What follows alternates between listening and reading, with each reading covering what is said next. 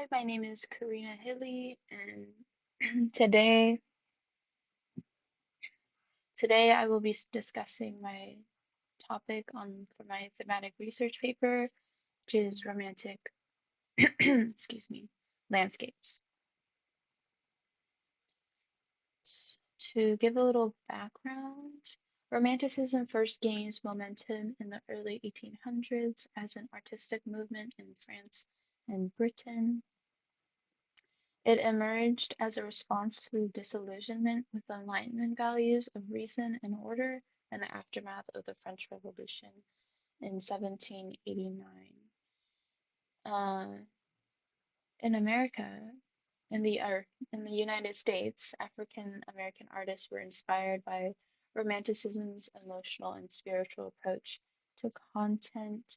They found it a very welcome counterpoint to the Stoic coldness of neoclassicism and the post-Reconstruction America was going on in the 19th century, so this romantic approach was more in tune with the volatility of what's going on in America. For my thesis, romantic landscapes were a popular form of paintings in the Romantic Age.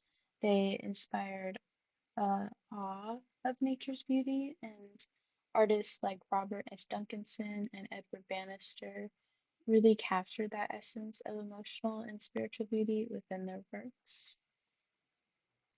To introduce Robert S. Duncanson, he is one of the first recorded African American landscape artists. He was born in 1821 in Fayette, New York, to a free black family of carpenters and house painters. And after they moved, as a teenager, he began his own services as a house painter. He was largely self-taught. He honed his skills by copying other works from other artists from books. For my first example, I'll be using Duncanson's Uncle Tom and Little Ava, which was painted in 1853. And this image is based off of a scene from Harriet Beecher Stowe's novel Uncle Tom's Cabin, which was published the year before in 1852. And this image was commissioned by James Francis Conover. For my formal analysis, um, my eye just immediately went towards the sunset seascape and then followed like the lighting to the figures in the center, which are little Ava on the left and Uncle Tom on the right, and like sort of the center foreground. And you can immediately tell right off the bat that they have this emotional connection. At least Uncle Tom seems to have emotional connection to little Ava as he is grasping her hand, sort of admiring her. And while little Ava is showing him something, pointing up at the sky, perhaps. And she is just painted in um, compositionally in a lighter tone, which is in such contrast with the background, which are painted in much darker tones, and even the sunset, just to show that she is the focal point, sort of this painting. And she is like almost painted in such an innocent light, the way she holds herself. And just this overall composition, it has just soft lighting, warm and earthy tones. It just gives off like this tranquil, secluded area that they're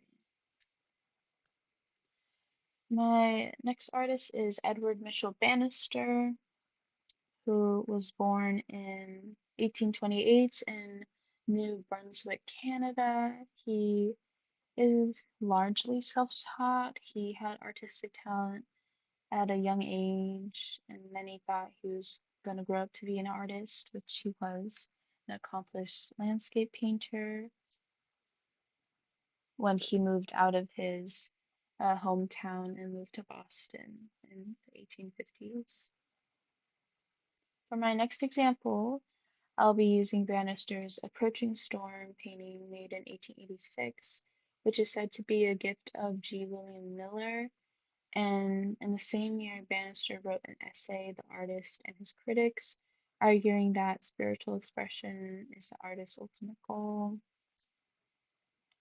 which brings me to my formal analysis, which I first noticed was the figure in the foreground walking towards the left, which you can see it just gets immediately darker, signifying from the title a storm coming or a storm approaching.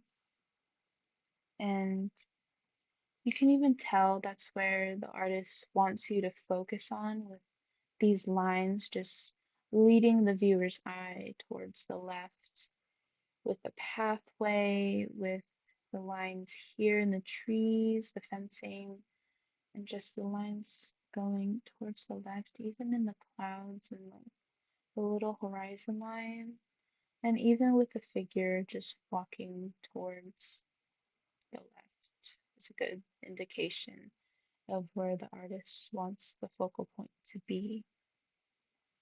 Lastly, what I noticed is the visible brushstrokes and which is what Bannister preferred over the smooth surfaces of, for example, Duncanson's paintings.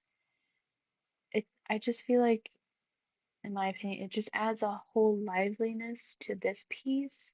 It just adds movement, it adds action, and I really think it conveys movement of wind, for example. Like you can really see that the movement through the grass, like the movement through the trees, and even the wind blowing through or against this figure on the bottom here. Like if you can see his jacket is being blown in the wind. And just overall, just adds this sort of movement of wind and liveliness throughout this whole painting. To conclude, as I said, romantic landscapes were a very popular form of painting. It inspired nature's beauty. Duncanson and Edward and Bannister really captured that essence with their works. And with the examples I used, it showed nature's beauty at total different standpoints, how sometimes it can be calm and still and tranquil like Duncanson's work, but it can also be active and chaotic in Bannister's work, which I think wholly represented where people stood socially and politically and a global standpoint, and particularly with the US, it felt unpredictable at the time, and I felt like nobody knows what was going to happen. And yeah, so that is the end of my presentation. Thank you so much for listening.